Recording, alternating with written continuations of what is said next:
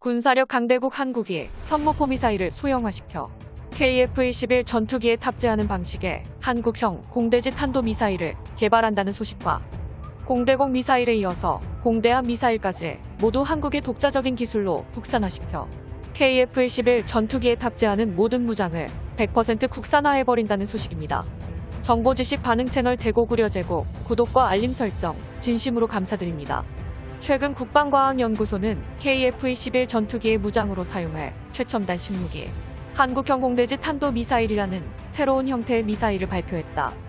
이번에 개발되는 한국형 공대지 탄도미사일은 타우러스처럼 기존의 순항 미사일이 아닌 공중에서 발사하는 마하 6 이상의 초고속 탄도탄이라는 강력한 특징을 지니고 있으며 현무포 미사일의 로켓 엔진과 원천 기술들을 소형화시켜 KF-21 전투기에 탑재한다는 계획이다.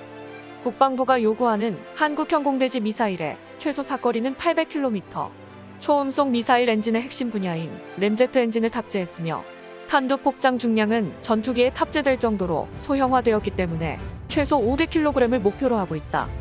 러시아의 킨잘 미사일과 프랑스의 ASMP 미사일을 보듯 강대국들이 전투기에 탑재하는 공대지 탄도 미사일을 개발한 이유는 무엇일까? 대표적인 이유는 미사일 발사대의 다변화와 순간적인 공격력 향상이 핵심이다. 현무포 미사일에 발사대는 지상에서 발사하는 TEL 트럭이 있지만 가까운 미래 KDX 이지스 구축함에서 발사하는 KVLS 현무 미사일이나 KF-21 전투기에서 발사하는 공대지 현무 미사일, 잠수함에서 발사하는 SLBM 현무 미사일 등 완전히 새로운 형태의 발사대가 개발될 시 한국의 영원한 주적인 중국과 일본이 군사적 도발을 감행해 국제적인 대규모 전쟁이 터졌을 때 다변화된 미사일 발사 시스템으로 매우 강력한 순간 화력을 퍼부을 수 있다. 현재 한국군의 현무 미사일은 TEL 트럭 발사대가 부족하다는 문제를 겪고 있으며 이러한 문제를 미사일 아스널쉽과 잠수함 발사 SLBM, KF-21 전투기용 현무 미사일 등 다변화된 미사일 발사대로 해결하려 한다. 또한 지상과 해상, 공중에서 발사되는 현무 미사일은 적국의 유격률을 크게 저하시키는 장점이 있다. 사실상 KF-21 전투기에서 발사되는 현무 미사일은 어디서 발사되는지 예측조차 할 수 없어 요격이 불가능해진다. 2021년 KF-21 전투기에 탑재되는 한국형 공대지 탄도미사일은 현무포 미사일의 소형화가 가장 중요한 핵심이다.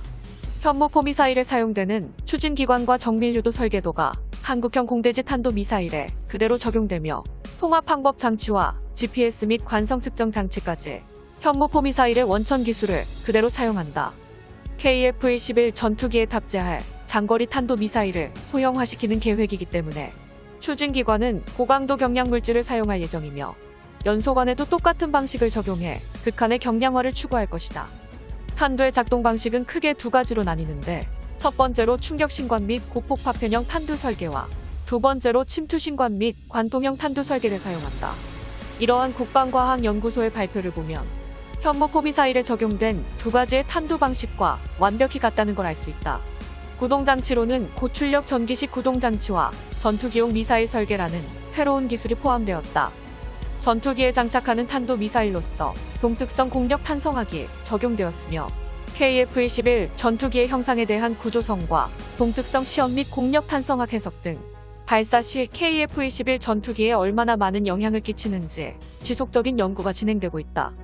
이어서 분리풍동 시험 및 안전분리 장치를 연구하고 있다.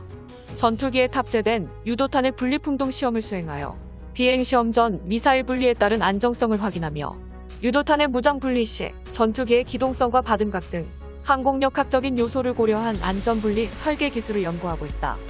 한국의 영원한 주적, 일본과 중국의 군함과 항공모함을 KF-21 전투기에서 발사하는 공대함 미사일 한 방으로 침몰시키려는 계획도 동시에 병행한다. 2021년부터 미사일 강대국 한국이 KF-21 전투기에 탑재할 공대함 미사일 개발을 본격적으로 진행하고 있다. 국무기 관계자에 따르면 초음속 공대함 미사일의 도입과 관련해 한국형 차세대 공대함 미사일2라는 사업명으로 선행연구 조사 및 분석 공고가 나온 것으로 확인되었으며 본격적인 선행연구 조사 분석에 들어가 실물 개발까지 빠르게 단계 절차를 진행하고 있다. 이러한 공대함 미사일에 적용될 기술력도 현무포 미사일과 기술을 공유하며 다양한 영향을 꾸준히 받을 것이다. KF-21 전투기에 탑재되는 초음속 미사일은 2026년 실사격 시험을 거쳐 2020년대 말까지 개발을 목표로 두고 있다. 현재 개발 중인 초음속 공대함 미사일의 크기는 중대형급 공대함 미사일로 분류되었으며 KF-21 전투기형 초음속 공대함 미사일 요구 스펙은 사거리는 짧지만 속력이 더욱 늘어났다. 최소 마하 8 이상의 속력을 목표로 두고 있고 사거리는 최소 600km 이상으로 개발할 방침이다. 덕티드 램제트 엔진으로 추진 발사하며 GPS 데이터 링크 기술로 목표물에 더욱더 정확하게 내리꽂는 정밀 유도 방식을 채택했다. 즉, 한국형 공대함 미사일은 현모포 미사일과 KTSSM 미사일 등 기존에 개발된 미사일의 기술력을 대거 적용한 것이다. 항공기술 강대국 대한민국은 단기간에 빠른 시간 동안 완전히 독자적인 KF-21 전투기라는 우수한 전투기 플랫폼을 탄생시켰으며 더 이상 과거처럼 국산 미사일 무장의 제약을 전혀 받지 않게 되었다. 대한민국의 자주국방을 향한 독자적인 전투기 탑재용 미사일을 마음껏 개발하는 시대가 도래한 것이다. 전 세계에서 오직 한국만이 가능했던 군사기술 도약을 실적으로 보여주고 있는 대한민국. 한국산 탄도미사일이라는 이름만 들어도 일본 네티즌들이 부들부들 떠는 이유는 무엇일까? KF-21 전투기용 공대지 탄도미사일 소식이 일본 커뮤니티 마토메 스레드에 올라왔습니다. 스레드에 올라온 일본 네티즌들의 댓글 반응을 번역해봤습니다. 미국과 맞서 싸우며 호각을 이룬 일본의 항공전력은 어디로 사라졌니? 한국은 전투기에 사용할 공대지 탄도미사일까지 개발하고 있잖아. 탄도미사일을 생산해 창고 가득히 쌓고 있다고. 창고에서 꺼낸 다량의 미사일을 어떻게 제압하겠어?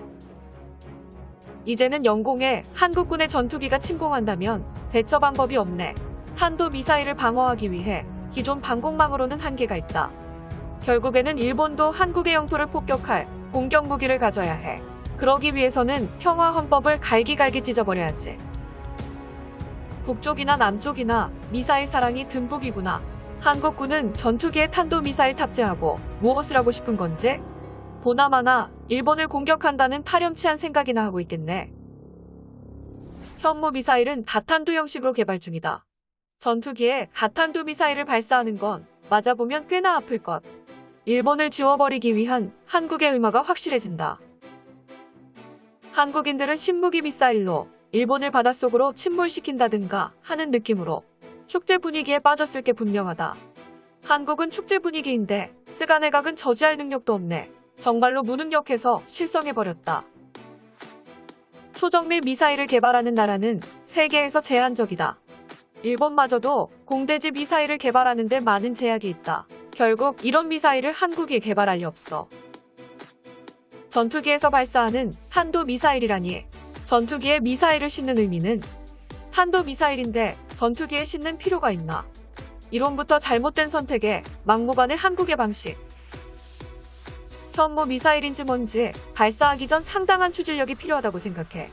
전투기에서 그 정도의 강력한 추진력을 견디지 못할 것으로 확신한다. 이번만큼은 미사일 개발의 성공이라고 생각하면 분명 거짓말이다. 개발 실패와 부정부패, 한국에게는 두 가지 선택이 어울린다. 한국의 역사에 성공한 패턴이 하나라도 있는가? 말해보시지. 강대국 한국의 괴물무기, 현무포 미사일 공대지 버전에 울부짖는 일본 네티즌들. 일본이 진심으로 두려워할수록 한국에게는 더욱 이득이라는 법칙이 오늘도 성립하는군요. 영상의 정보가 유익하셨다면 채널명 대고구려 제국, 구독과 알림 설정 진심으로 감사드립니다.